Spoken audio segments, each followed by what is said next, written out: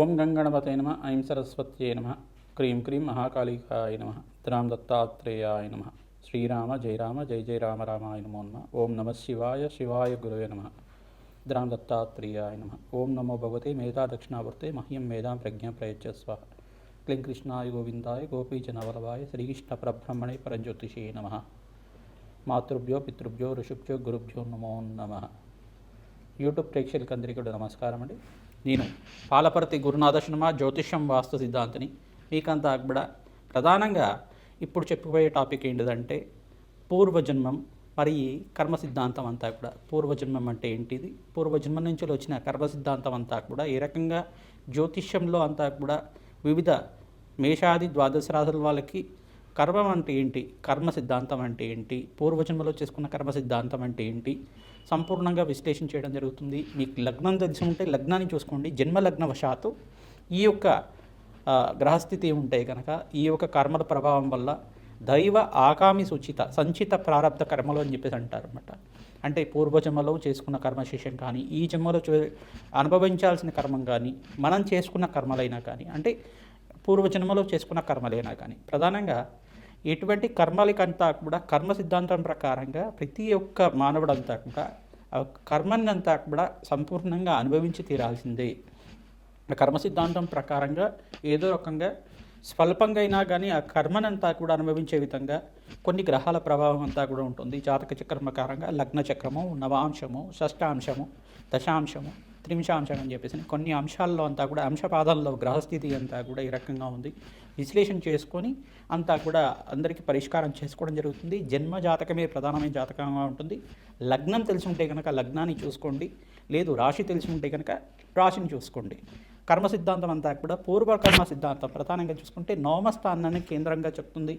మరి ఆ నవమస్థానాన్ని అనుభవించే విధంగా చేసేది దశమస్థానం ఉంటుంది. ప్రధానంగా ఈ యొక్క మరి లగ్నము శరీర కారకత్వాల గురించి చెప్తుంది. శరీరంలో మీరు ఎటువంటి ఆరోగ్యంగా ఉంటారు, ఎటువంటి అనారోగ్యాలతో ఇబ్బంది పడుతూ ఉంటారని చెప్పడం జరుగుతుంది. ద్వితీయ స్థానం కుటుంబ స్థానం గురించి చెప్తుంది, ధనయోగాల గురించి చెప్తుంది. ఈ స్థానాలు ప్రధానంగా చూసుకుంటే పుత్రస్థానం పంచమ స్థానం అవుతుంది. ఆకస్మిక వ్యయము ఆకస్మిక లాభాలంతా కూడా ప్రధానంగా చూసుకుంటే అష్టమ స్థానము ఆయుస్థానం చెప్తుంది. ఈ స్థానాలు ప్రధానంగా చూసుకుంటే వివాహ జీవితం కోసం సప్తమ స్థానం చెప్తుంది. ఈ కర్మ సిద్ధాంతాన్ని అనుసరించి గ్రహాల యొక్క కూటమి కలయిక వల్ల కొన్ని ప్రభావాలని చెప్తూ ఉంటుంది. ప్రధానంగా కర్మఫలదాత అంతా కూడా శనీశ్వరుడు, కర్మని అనుభవించే విధంగా చేసేవాడు రాహు.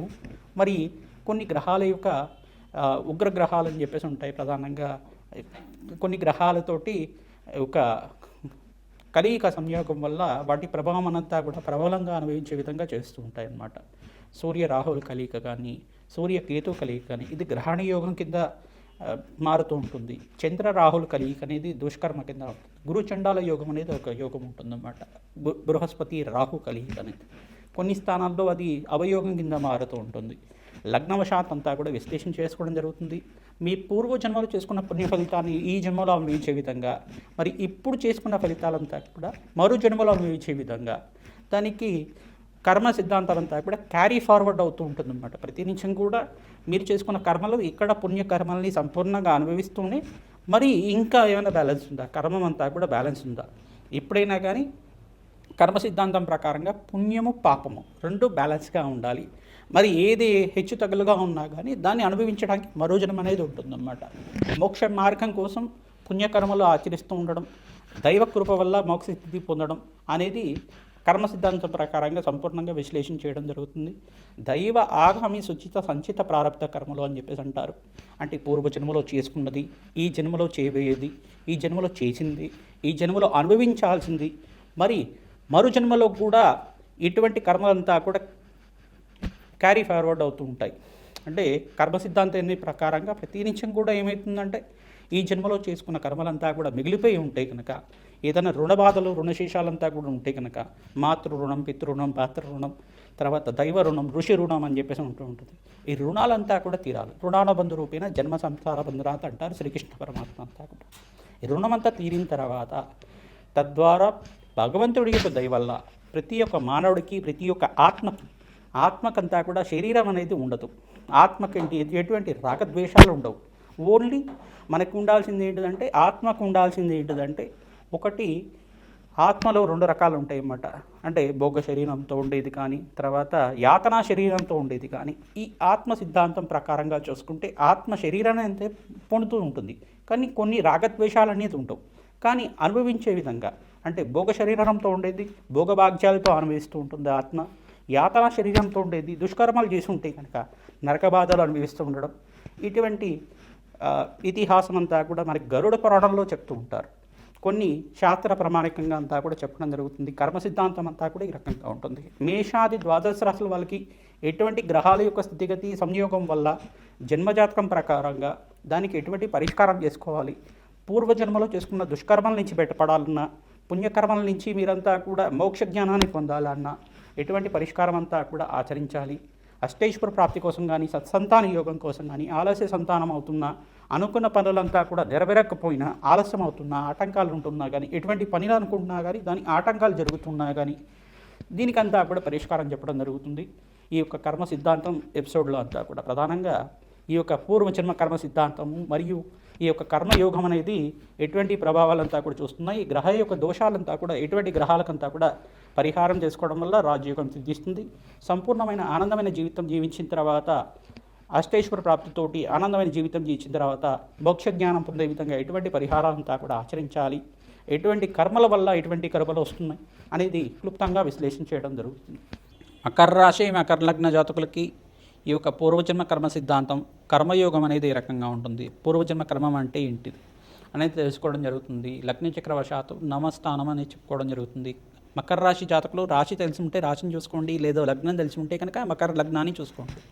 ప్రధానంగా మకర లగ్న జాతకులకు కానీ, మకర రాశి జాతకులకు కానీ సప్తమాధిపతి యొక్క రంగా ఉండాలి, ద్వితీయాధిపతి యొక్క రంగా ఉండాలి, మరియు బృహస్పతి యొక్క రంగా ఉండాలి, శుక్రుడు, శనీశ్వరుడు, అంగారకుడు యొక్క రంగా ఉండాలి. ఈ గ్రహాలే ప్రధానమైన కారణంగా ఉంటాయి. ప్రధానంగా దైవ ఆగామి సూచిత సంచిత ప్రారంధ కర్మలు అంటారు. పూర్వజన్మలో వచ్చిన ఆగామి కర్మ, ఈ జన్మలో వచ్చిన ప్రారంధ కర్మలు, మరో జన్మలో అనుభవించాల్సిన పుణ్యకర్మలంతా కూడా ఈ యొక్క కర్మ సిద్ధాంతం ప్రకారంగా చెప్పడం జరుగుతుంది.